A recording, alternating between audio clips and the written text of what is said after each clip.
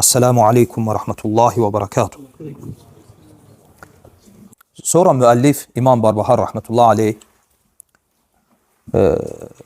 Şerh-ü Sünnədə sözünün davamında buyurur ki وَالنِّفَاقُ أَنْ تُظْهِرَ الْإِسْلَامُ وَتُخْفِيَ الْكُفْرُ Nifaq, İslamı izhar etmək və küfrü gizlətməkdir. Və bu nifaqın tərifidir. Müəllif sanki yeni bir mövzuya başlayır. O da nifaq mövzusudur. Və buyurur ki, nifaq insanın İslamı zahirdə izhar eləməsi, ortaya çıxarması, özünü müsəlman kimi göstərməsidir. Və tuxfiyəl kufur. Lakin içində, qəlbində öz küfrünü gizlətməsidir. Buna deyirlər nifaq. Və bu əməlin, bu daxili küfrün sahibinə deyirlər münafiq. Bizim dildə desək, iki üzlü. Necə ki Allah Azze ve Celle onlar barədə buyurur ki وَإِذَا لَقُوا الَّذ۪ينَ آمَنُوا قَالُوا آمَنَّا Onlar möminlərlə qarşılaşdıqda deyərlər ki, biz də iman etmişik sizin kimi. وَإِذَا خَلَوْا إِلَى شَيَاطِينِهِمْ قَالُوا إِنَّا مَعَكُمْ إِنَّمَا نَحْنُ مُسْتَهْزِئُونَ Və öz şeytanlarıyla, o şeytan dostlarıyla baş-başa qaldıqda isə deyərlər ki, biz sizinləyik. Və biz onlarla, möminlərlə yalnız istehza edirik. Və bu münafiqlərin halıdır. Möminlərlə qarşılaşanda biz sizdənik, iman etmişik. Öz şeytanlarıyla baş-başa qalanda isə deyirlər ki, biz onlarla istehza edirik, biz sizlərdənik. Və başqa ayədə, Münafiqun surəsində, 1-ci ayədə, münafiqlər haqda Qur'anda ayrıca surə nazil oldu. Yüce Allah buyurur ki, İzə cəəkəl münafiqunə qalu nəşhədu innəkə lə Rasulullah. Münafiqlər sənin yanıva gəlib, deyirlər ki, biz şəhadət veririk ki, sən Allahın Rasulusan. Şəhadət bilirsiniz ki, ant kimidir. Yəni, insan şəhadət verir, öz imanını şahid gətirir. Buna şəhadə deyirlər. Qalu, münafiqlər deyirlər ki, nəşhədu innəkə lə Rasulullah. Biz şəhadət veririk ki, sən Allahın Rasulusan. Və fikir verin, burada 3 dənə tövkid var. Nəşhədu, biz şəhadət veririk. Çünki biri var, bir kəlməni sadə formada deyəsən, bir də var, kəlmənin önünə şəhadəti gətirəsən. Yəni, öz içindəkini şahid kimi dəlil gətirəsən, şahidlik edəsən. Bu birinci təkiddir. Onların şəhadətləri. Nəşhədu. İnnəkə. Demədilər əntə. İnnəkə, yəni həqiqətən sən. İnnə. Bu ikinci təkiddir. Lə Rasulullah. Lə ləmul müzəhləqa. Bu da üçüncü təkiddir. Qur'anın bəlağətinə baxın. Yəni münafiqlər gəlirdilər Allah Rasulunun yanına, deyirdilər ki, nəşhədu, şəhadət veririk. İnnəkə, həqiqətən sən, lə Rasulullah, mütləqdir ki, Allahın Rasulusan, 3 tövkidlə. Və Uca Allahın cavabına baxın. Uca Allah buyurur ki, Vallahu ya'lemu innəkə lə Rasulu. Allah onsuz da bilir ki, sən onun Rasulusan. Vallahu yəşhədu innəl münafiqinə ləkədibun. Eyni ilə 3 dənə də tövkidlə cavab verir. Vallahu yəşhəd, Allah şəhadət verir ki, innəl münafiqin. Həqiqətən münafiqlər ləkədibun. Ləmul müzəhləqə, onlar yalancılardır. Münafiqlərin 3 təkidlə gətirdikləri, 3 təkidlə gətirdikləri o yalanı Allah Azze ve Celle 3 dənə təkidlə, eyni təkidlə şəhadət, innə, bir də ləmul müzəhləqə ilə yalanlayır, onların yalanlarını üzə çıxarır. Və həmçinin bilmək lazımdır ki, qardaşlar, deməli, nifaq eyni ilə asiliklər, bidətlər və ya küfür, şirk kimi 2 hissəyə bölünür. Nifaq özü də 2 hissəyə bölünür. Var böyük nifaq, var kiçik nifaq. Və ya başqa deyimlə desək, var əməli nifaq, var etiqadi nifaq. Aydındır. Müəllifin burada gətirdiyi nifaqın tərifi böyük nifaqa aiddir. Etiqadi nifaqa. Çünki müəllif dedi ki, "Ven-nifaq en tuzhira'l-islam ve tukhfiya'l-kufr." İslamı izhar edib, zahirdə özünü müsəlman kimi göstərib, öz qəlbində içində küfrü, öz kafirliyini gizlətməsidir. Yəni Allah qorusun, kimsə bu haldadırsa o Allah qatında həqiqi mənada münafiqdir. Həqiqi mənada. Və münafiqlərin bu dünyada hökmləri nədir? Onlar bu dünyada madəm ki İslamı izhar ediblər, müsəlman hökmündədirlər. Çünki nifaqları bilinmədiyinə görə cəmaatı aldadırlar. Amma qiyamət günü halları kafirlərdən, müşriklərdən də betər olacaq. Bu etiqadi küfürdür. Bir də var əməli küfür və ya kiçik küfür. Əməli küfür və ya kiçik, daha doğrusu əməli nifaq və ya kiçik nifaq, o nifaqdır ki, o münafiqlərin əlaməti sayılır. Amma o demək deyil ki, bunu edən münafiqdir. Yəni, məsələn, yalan danışmaq, əmanətə xəyanət etmək, söz verəndə sözündə durmamaq. Peyğəmbər sallallahu aleyhi və səlləm buyurur ki, münafiqin 4 əlaməti var. İzə tuminə xan, ona əmanət veriləndə xəyanət edir. Və izə həddəsə kəzəb, danışdıqda yalan danışar. Və izə ahədə qadar və izə xasimə fəcar. Vəd verəndə sözündə durmur, bir də mübahisə edəndə həddi aşır. 4 dənə əlamət.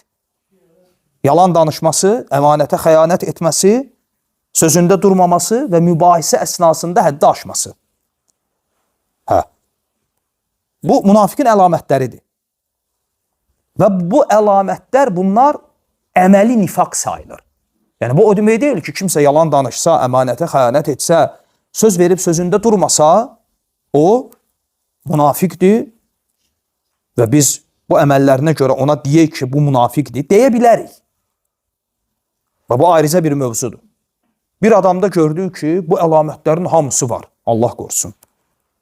Ona demək olar, ey münafiq, əməli yöndən həl, əməli yöndən bir vəsf kimi eyb etməz. Kimsə desə, bu o demək deyil ki, onu təkfirlədi. Aydındır? Bizim dildə də, örfdə də bu var. Münafiq yəni ikiyüzlü. Bu şəriətin örfündə də var. Aydındır? Yetər ki, təkfir qəsdi ilə olmasın. Bu əməli nifaqdır və ya kiçik, yəni etiqadi olmayan nifaqdır ki, nifaqın ikinci növü sayılır. Ümumiyyətlə fikir verirsiniz, buradan həm də hansı faydanı götürürük? Deməli, əslində bu dünyada bir insana sual versəm ki, müsəlman hökmünü vermək çətindir, yoxsa kafir hökmünü? Kafir hökmünü. Müsəlman hökmünü vermək asandır. Hətta görürsünüz, münafiqlərlə belə bu dünyada müsəlman kimi müamilə edilir. Çünki İslamı izhar elədiyinə görə. Müsəlman hökmünü vermək rahatdır. Məsələn, bir insan gəlsin, hətta dünənəcən kafir bildiyin, ateist bildiyin, Yahudi, Xristiyan, yəni əsli kafir bildiyin birisi gəlsin, heç namaz qıldığını görməmsən. Dilindən şəhadəti də eşitməmsən. Desə ki, mən müsəlmanam. Desə ki, mən İslamı qəbul elədim. Sənə həmin anda, indi o yalan danışıb, düz danışıb, o sonradan bilinəcək. Həmin anda sənə vacibdir ki, sən onu müsəlman sayasan ya yox, müsəlman sayasan. Aydındır? Yəni, bir insana müsəlman hökmünü vermək bu mənada asandır. Nəinki kafir hökmünü vermək, xüsusən də münafiq. Xüsusən də münafiq hökmünü vermək, bu ümumiyyətlə çətindir. Amma mümkünsüz deyil. Və həmçinin burada sual ortaya çıxa bilər ki, müəllif nə üçün bu məsələni qeyd elədi? Bir neçə səbəb var. O səbəblərdən birisi, çünki bundan sonra gələn mövzular da dolayısı yoluna bir-birinə bağlı mövzular olduğuna görə mövzunu bu məsələ ilə başlayıb. Ki, biz münafiqlərlə zahirən bu dünyada müsəlman kimi müamilə edirik, çünki İslamı izhar etdiklərinə görə. Həmçinin səbəblərdən birisi, çünki bu nifaq mövzusu əhl-i-sünnə ilə murciyələr arasında olan ixtilaflı məsələlərdən birisidir. Murciyələr ümumiyyətlə etiqad edirdilər ki, və ya murciyələrin bəzi tayfaları, bəzi firqələri, onlar deyirdilər ki, bu ümmət içərisində nifaq yoxdur. Məsələn, alimlərdən Əbu'l-Həsən Əl-Malti o öz kitabında firqələrlə əlaqəli yazdığı kitabında buyurur ki, və minhum, yəni minəl murciə, sınıf za'amu ənə leysə fi hədihil ümmə nifaq. Əbu'l-Həsən deyir ki, murciyələrdən bir tayfa var idi ki, onlar iddia edirdilər ki, bu ümmətdə nifaq yoxdur. Bu ümmətdə münafiq yoxdur. Murciyələr belə deyirdilər. Və ya məsələn, Sufyan Əth-Thawri, rəhmətullah aleyh, görün nə deyir? Deyir ki, xilaf mə beynənə və beynəl murciə thələth. Bizimlə, yəni biz əhl-i sünnə ilə murciyələr arasında 3 dənə məsələ var. Yəni biz əhl-i sünnə ilə murciyələr arasında 3 dənə əsas fərq var. Birinci, biz deyirik ki, əməl imandandır. Onlar isə deyirlər ki, əməl imandan deyil. Biz deyirik ki, iman artır, azalır. Onlar deyirlər ki, artıb azalmır. Nəhnu nəqulu ən-nifaq və hum yəqulun la nifaq. Biz deyirik ki, nifaq var. Bu ümmət içərisində münafiqlər var. Onlar deyirlər ki, nifaq yoxdur. Fikir verirsiniz. Bu iki misal, bir Əbu'l-Həsən Əl-Malti, bir də Sufyan Əth-Thawrdan gətirdiyimiz misal, bəsləyir ki, doğrudan da bu murciyələrin əlaməti olub. Ona görə ehtimaldır ki, ola bilsin, murciyələrin bu etiqadına bir növ cavab kimi bu məsələni İmam Barbahar rəhmətullah aleyh zikr edir. Məsələ bu qalır ki, nə üçün murciyələr belə deyiblər ki, nifaq yoxdur? İki ehtimala görə. Birinci ehtimal budur ki, hər iki ehtimal da səhihdir. Hər iki ehtimal da doğrudur. Çünki onlar əməli, baxın, əməli imandan görmədiklərinə görə məcbur olublar deməyə ki, əməlin imana təsiri yoxdur. Həm mənfi mənada, həm müsbət mənada. Mənfi müsbət mənada, yəni iman itayətlə artır, asili ilə azalır. Müsbət, mənfi yöndən əməlin hər bir halda imana nəyi var? Təsiri. Əgər murciyələr əməli imandan görməyəndən sonra təbii olaraq əməlin müsbət və ya mənfi yöndən imana təsirini ləğv etdiklərinə görə məcbur olublar bunu deməyə. Niyə? Çünki münafiqin həqiqətdə Allah qatında münafiq olan birisinin nifaqı gec-tez nəyini ortaya çıxa bilər? Əməllə. Ona görə biz dedik ki, birinə münafiq hökmünü vermək bu çətindir. Amma mümkünsüz deyil. Ola bilər bir insanın münafiq olması müəyyən əməllərindən üzə çıxsın. Ortaya çıxsın ki, bu müsəlmanların əleyhinə, kafirlərə cəsusluq edəndir və ya özünü müsəlman cəmaatının yanında mömin kimi göstərir. Sonra gizlində görüblər ki, bu Allahın dini ilə, Allahın Rasulü ilə, Allahın kitabı ilə istehza edən birisidir. Bu şeylər dillə, əməllə ortaya çıxa bilər ya yox? Onun nifaqı çıxa bilər. Murciyələr də əməlin iman üzərində təsirini ləğv elədiklərinə görə bu mənada nifaq anlayışında ləğv ediblər. Aydındır. Deyiblər ki, bu ümmət içərisində münafiq ola bilməz. Bu həm birinci mənada və bundan daha açıq mənada nə üçün murciyələr və onlardan bəziləri nifaqı inkar ediblər? Çünki murciyə firqələri içərisində bir firqə olub, kərramiyyə.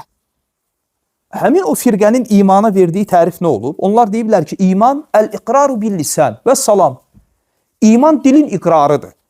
Həm əməli imandan çıxarıblar, həm də nəyi? Qəlbi. Qəlbi imandan çıxarıblar. Deyiblər ki, iman əl-iqraru bil-lisan faqat. Dil ilə iqrardır. Əgər bir insan dil ilə İslamı izhar etdisə, hətta o qəlbində olmasa da nədir? Mömindir. Elə bu münafiqin tərifi deyil. Münafiqin tərifidir. Kərramiyyədə, murciyələrin bu qolu, belə birisini mömin gördüyünə görə, artıq ona görə münafiq məfhumu aradan qalxır.